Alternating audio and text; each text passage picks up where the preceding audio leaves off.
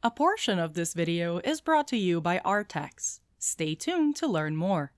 Once upon a time, there was a sci-fi Barbie movie, and it was the greatest thing ever. But first, let's backtrack a bit. I grew up with Barbie movies. I had a couple of VHS tapes, I kept up with the DVD releases, I watched that stuff split into 8 YouTube videos of 10 minutes each while I drew art of my Neopet OCs on MS Paint, I found a podcast about it, I made a video about it, and I never shut up about it. As I grew older though, I had to admit that the new stuff just wasn't hitting as hard. I watch some of the more recent movies every now and then out of curiosity, but around 2014-ish, I was not very committed to keeping up with them. I was much more fond of the pastel fairy tale era of my youth, with their princesses and fairies and dreamy weddings, my feelings obviously clouded by nostalgia. So whenever I needed some background noise or just missed the joy of losing myself in a girly fantasy, I was much more likely to put on some Nutcracker or 12 Dancing Princesses instead of like Spy Squad. I didn't want to be one of those people who complained about whatever is new, saying that the old movies were undoubtedly better, but I still felt that way. I just couldn't help it. Of course, I was painfully aware that these movies just weren't made for me anymore, because I was no longer a 5-year-old girl, but I still missed the feeling of being one. That is, until I decided to watch all Barbie movies as research for a video, and I came across a hidden gem called Barbie Starlight Adventure. And it blew my freaking socks off. Folks, the whimsy, the world building, the characters, the premise, the poetry, the plot, the artwork. Everything about this is delicious, nutritious, slammin' Barbie-licious. It made me feel like a kid again. It made me straight up inspired.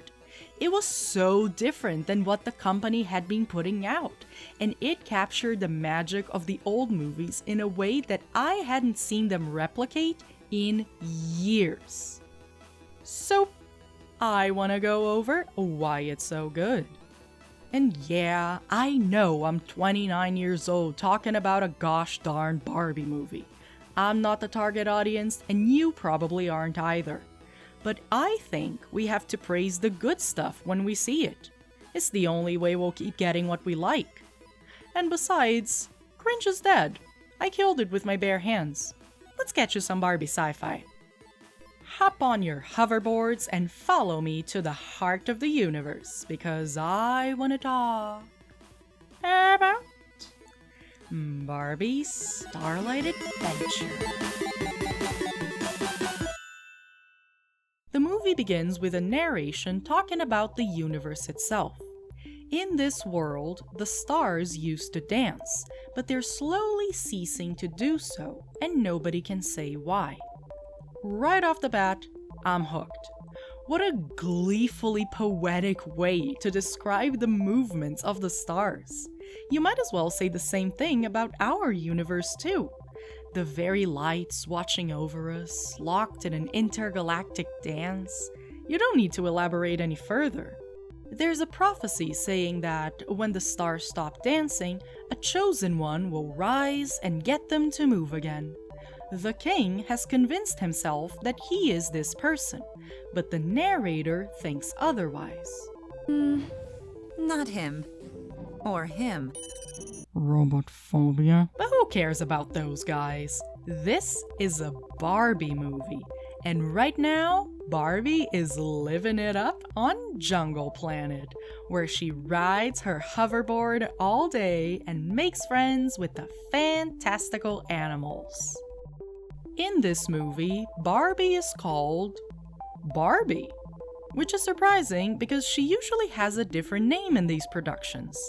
The canon explanation is that Barbie, as in Barbara Millicent Roberts, is a movie star, and whenever she is depicted as a princess or a mermaid or something equivalent, she is actually just playing a character. This film, however, breaks this rule, which brings some interesting implications. Usually, if the Barbie in the story is named Barbie, we're meant to think that she is the actress living her personal life, such as when she hangs out with her sisters.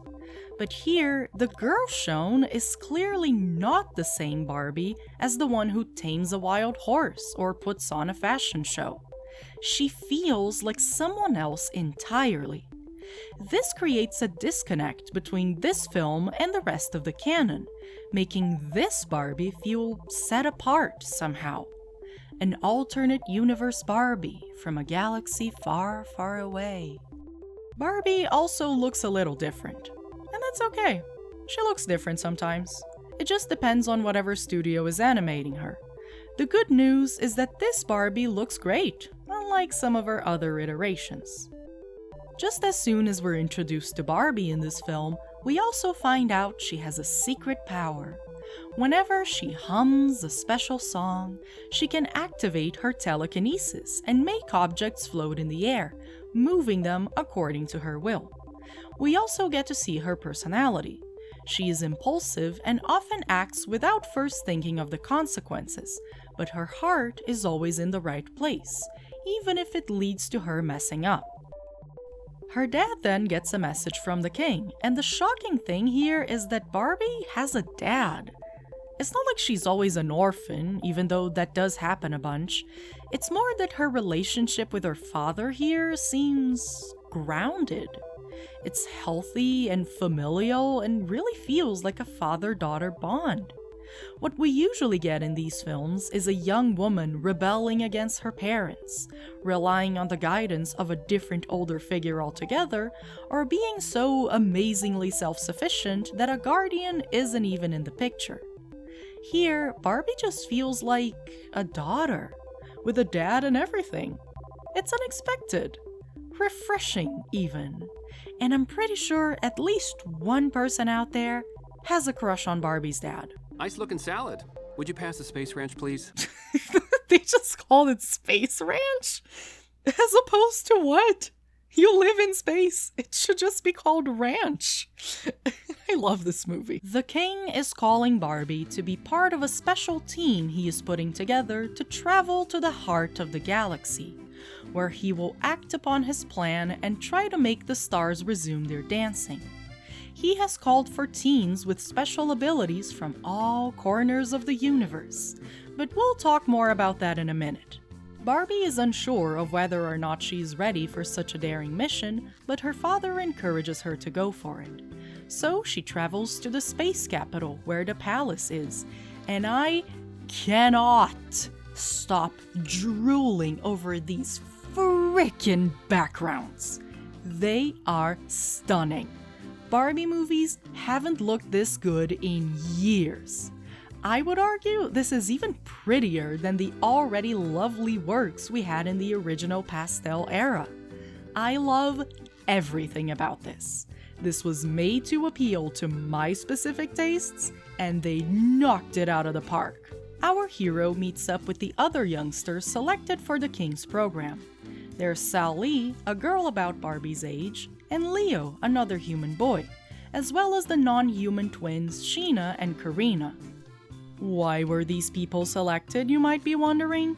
Well, with Barbie, the answer seems pretty obvious, right? It has to be her telekinetic powers. Actually, no. It's because she's really good at hoverboarding. Yeah, she gained notoriety after a space competition, and the king wants her for that reason.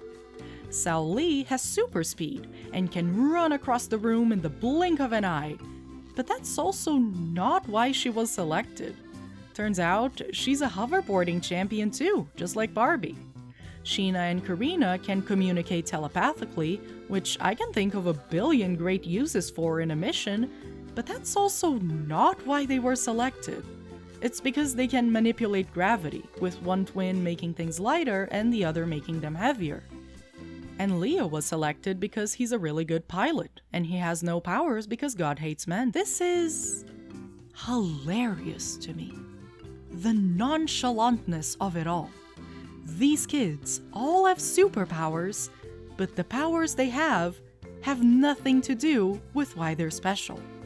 In fact, Leo goes as far as calling Barbie's telekinesis a party trick. She can hum in tune with the universe itself and bend the laws of nature, but that's not why the king wants her. It's because she's an Olympic skateboarder. I'm dying.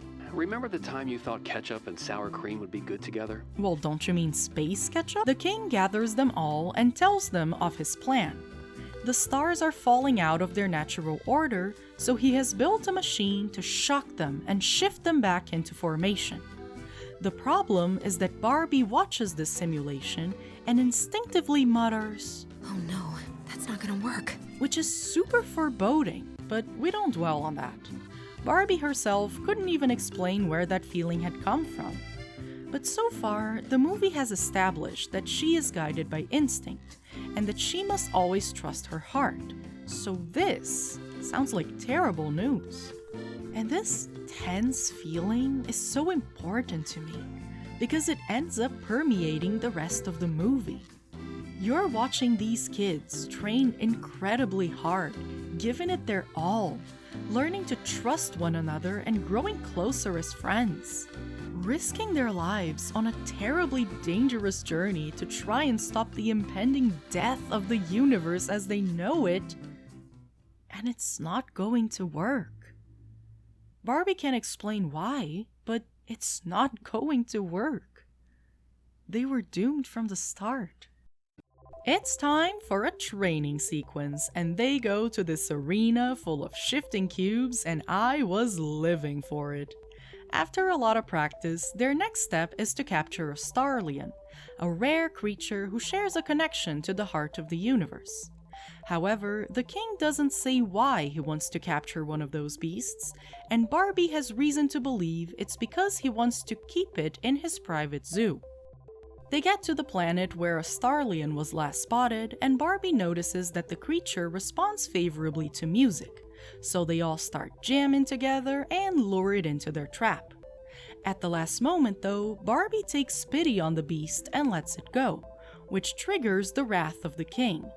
Turns out, the Starlian was needed because it's the only being capable of navigating the magnetic fields that surround the heart of the galaxy, and without it, there is no way of crossing that barrier. Barbie is kicked out of the mission despite the protest of the other teammates, but she has an idea. Instead of acquiring a Starlian through violence, she hums her secret song into the heavens, and it echoes all the way to the beast, transmitting her cry for help. The Starlian agrees to guide them, and Barbie is accepted back into the team. They make their way to the heart of the galaxy, facing many trials and tribulations, and when they reach the center of the planet, they find a miniature version of all solar systems. Each luminous dot on the cave seems to correspond to a real star out there, and their movement is indeed slowing down. The king puts his plan into action, unveiling his machine and zapping the dots into an angular formation.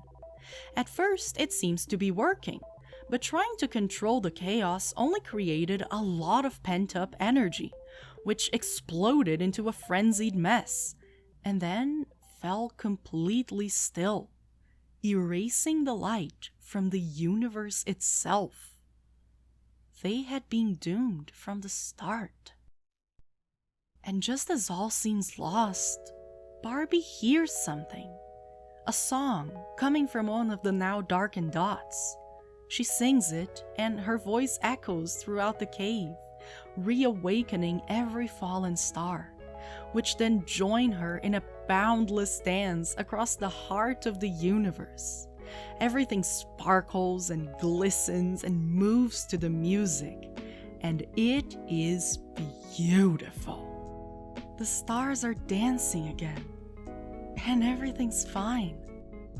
Barbie gets a dress transformation because of course she does, and she is crowned a princess because of course she is, and the movie ends with a dance sequence because there's no other way it could go. I love this so much. It's everything I asked for. It's quintessential Barbie. It should be put in a museum. and I want to dive into exactly why it works so well, but in order to do that, let me introduce you to Arrtx. Arrtx is an art supplies company that has very generously provided me with their 36 colors marker set, and as soon as I saw them, I knew I had to use them to make art for this video. Their color selection is fun and vibrant, the ink is super pigmented, and the markers have a durable brush nib, allowing for all sorts of strokes.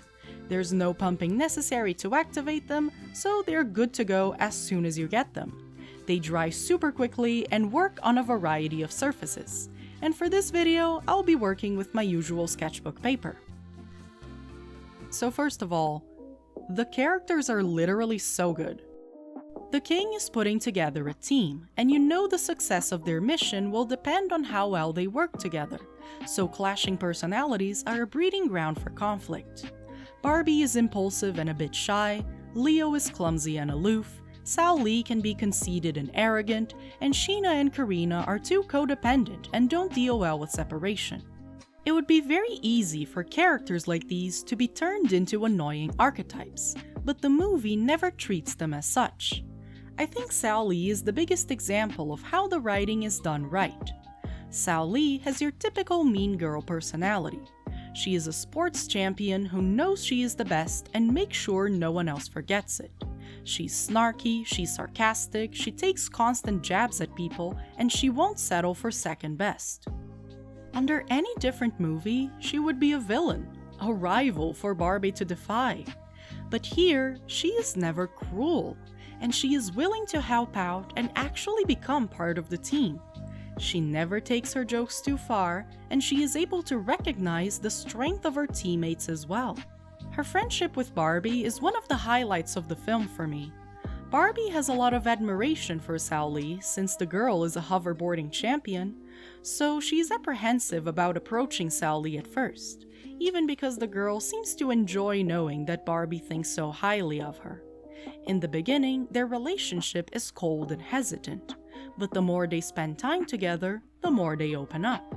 There's this beautiful moment where the two of them bond over their shared fondness for the stars, and Sal-Lee vents about how the stars were always there for her, even as she was overtaken by homesickness from traveling around the galaxy for different competitions. It's a very delicate and vulnerable conversation, and it's touching to see a character who's always so guarded take down some of her barriers and talk about something so close to her heart. When Leo and Barbie first lock eyes, I was so scared that the movie was going for a romance angle, and that Leo would be reduced to a stereotypically nice boy with no personality, placed in this narrative only so that Barbie could fawn over him. But no, the film seems almost adamant to show that Barbie and Leo are very much not an item. In fact, the boy is much more interested in snacking and piloting than he is in pursuing romance. And whenever Barbie and him interact, it's always under the light of friendship. Leo is not as self-assured as Sal-Lee, but he is still confident in his abilities. His sense of humor is a lot lighter, and he is not afraid of being the butt of the joke if it means helping someone else feel less tense. His easygoing personality helps to keep the harmony in the group. The twins have the advantage of sharing a connection before joining the rest of the team, but that can also be a hindrance, as they don't like it when outside forces make them be apart. Throughout their training, they learn to trust the other teammates as well, and they stop functioning exclusively as a pair and become an actual part of the group. Their friendship is so strong and genuine. When Barbie decides to let the Starlian go, they all trust her, even if they don't fully understand her decision. But they know this means a lot to her, and therefore it becomes important to them as well. When the king kicks her out of the mission, they stand by her, and when he lets her back in, they celebrate. There's this scene when they get to the heart of the galaxy, and they have to descend upon the cave with the miniature universe, and they all gather together so that the twins can manipulate the gravity and let them fall at a steady pace. So they all hold hands as they glide downwards, and it's such a simple gesture, but it holds so much weight. You can tell that they trust each other more than anyone else in the cosmos. The heart of the team is obviously Barbie. She wins them over because she always shows them kindness. She teaches Leo how to dance, she immediately catches on to how the twins can use telepathy, thus making them feel seen. She is welcoming towards Sao Li and gives her a safe space to vent about her homesickness. Barbie isn't super confident, and she doesn't always plan ahead, but it never stops her from lending a helping hand or treating others with respect and warmth. From the get-go, we establish that she follows her heart more than her head, even if it means betraying logic or common sense. Sometimes, even Barbie herself can't explain why she makes those decisions, but she always stands by them, because she does what feels right. The movie establishes a bit of a dichotomy between logic and instinct. The king is very strict and wants things to go according to his plan, and Barbie keeps defying his orders because she doesn't always agree with his stance. The king plans everything to meticulous degrees, and Barbie goes with the flow. Ultimately, the movie states that you can't force people to go against their nature. The king wants absolute control, but that means taking away Barbie's chances of self-expression. The king wants his authority to be enough and gets frustrated when Barbie demands more from him, attempting to establish a connection through mutual understanding. No matter how hard he tries, he cannot stop other people from doing what feels right to them, even if it goes against his calculated plans. He tries bending the universe to his will, but it's through a harsh and rigid force, and the stars are too chaotic for that. Barbie, however, actually listens to the stars, and it's through her empathy that she unlocks the secret song that gets them to dance again. What's brilliant about this is that this outcome had been laid out from the very start of her adventure. Barbie had always been connected to music, using it to activate her powers. She is the one who realizes the Starlion, this creature who bears a special tie to the universe itself, responds to music as well. She uses her singing to bond with her teammates, their voices ringing out as one. I mean, Barbie has always been established as following her heart, and to get the stars to dance again, they need to travel to the heart of the galaxy. It doesn't get any clearer than that. It's so brilliant and so deceptively simple. To get the stars to keep on dancing, all Barbie had to do was play them the music that they loved. When it's revealed that she is the one who can save the universe, it doesn't feel gratuitous, it feels planned. Sure, we all guessed the chosen one would be Barbie, especially after the narration so emphatically told us it wasn't the king in this Barbie movie. But the way Barbie was built and foreshadowed as being the savior is careful and cohesive, creating a conclusion to the narrative that feels earned instead of simply obvious. Even then, the movie does give the king his share of the credit. Their mission only works because the team was carefully selected beforehand, and the king had a clear step-by-step plan as to how they would reach the heart of the galaxy. His idea to shock the stars into dancing might not have worked, but he did have a plan. He is Barbie's opposite, but the movie never tries to make him a villain. The lesson he needs to learn is that he must let go of the need for absolute control, actually listening to what the people wish for instead of imposing his own conclusions upon them. In the end, it's a movie about following your heart and doing what feels right, which is a very Barbie lesson that we've seen a dozen times before, but it does bear repeating because it's a good one. Forcing people to follow strict rules that don't take their actual needs into consideration will only lead to disaster, and the solution comes from acting with kindness and empathy. You can't be mad at that. You honestly can't say it's a bad lesson to impart. Kids need movies like these. It's a clear moral, and the movie builds up to it in a satisfying way. And the world it's building, too. Oh my god, I could stare at these backgrounds all day. You don't see a lot of the galaxy in the sense of exploring different worlds and planets and stuff, but you don't have to. You see a bit of Barbie's home planet, and when she leaves for the space capital, you feel her awe as she explores this totally new environment as well. You meet Sally, and when she talks about traveling all over the galaxy, you get the sense that there really is a whole galaxy to travel through, and that it's big and spectacular and overwhelming, and that the stars are the thing that unites all of these different beings. The characters' powers and what they mean in this world is still so funny to me. To us, the idea of having telekinesis feels fantastically unreachable, but to them, it's just another space oddity among countless others. The twins have telepathy, but that's not even impressive, as Barbie comments that lots of animals have that too. Sally has super speed, but she still chose to be a hoverboard champion, even if she could move 10 times faster by just using her body. But to her, it's not about the speed.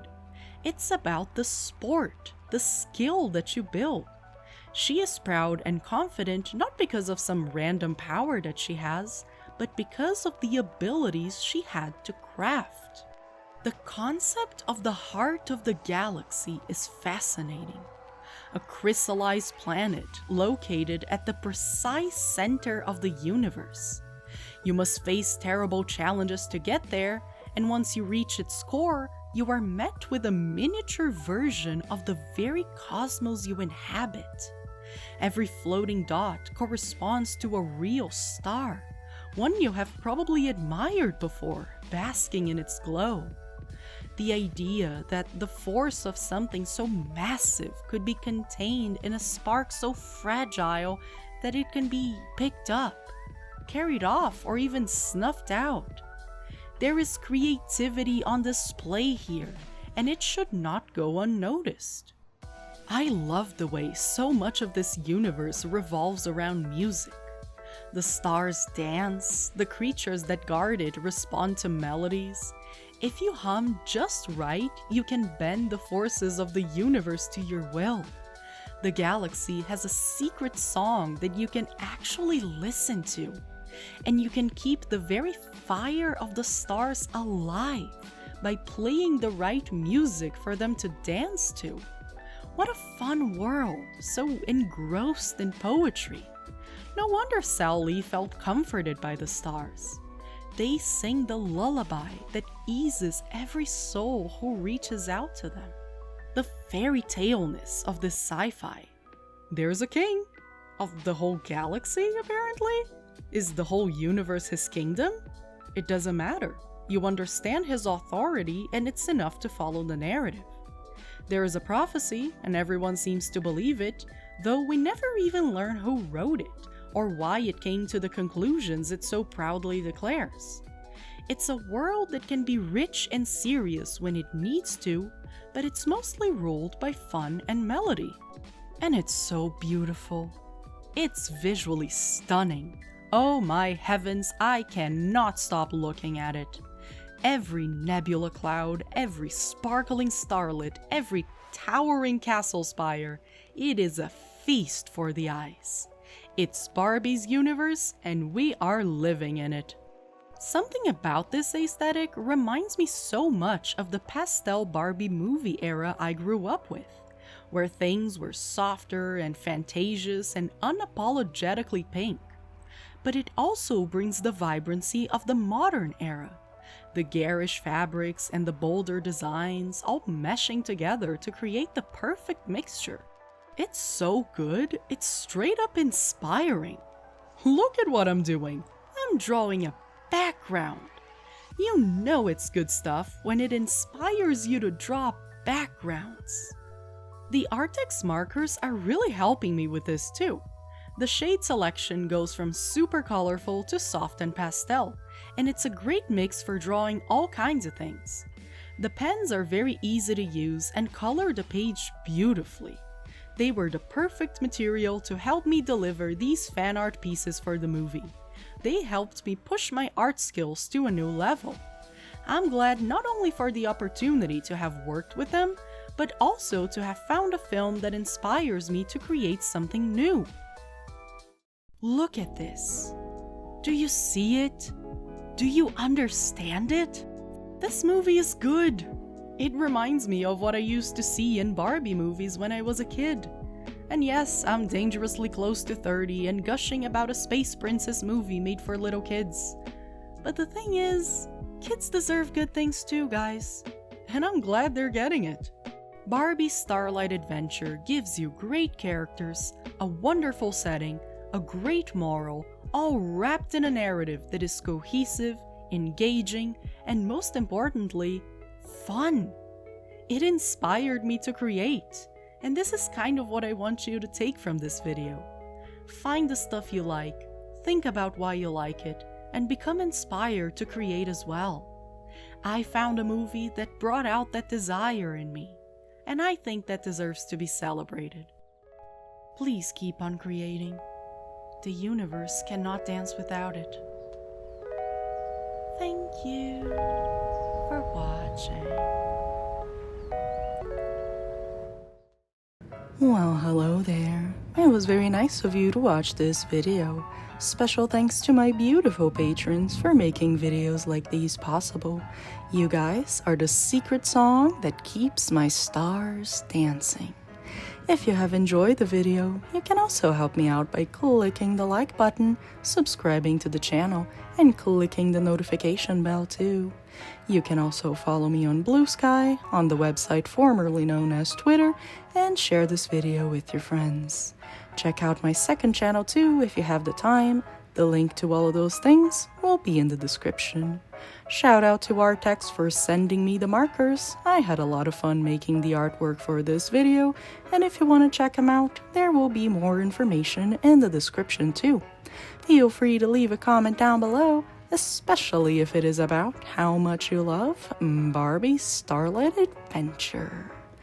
Thank you so much for watching, and I'll see you on my next video. Bye.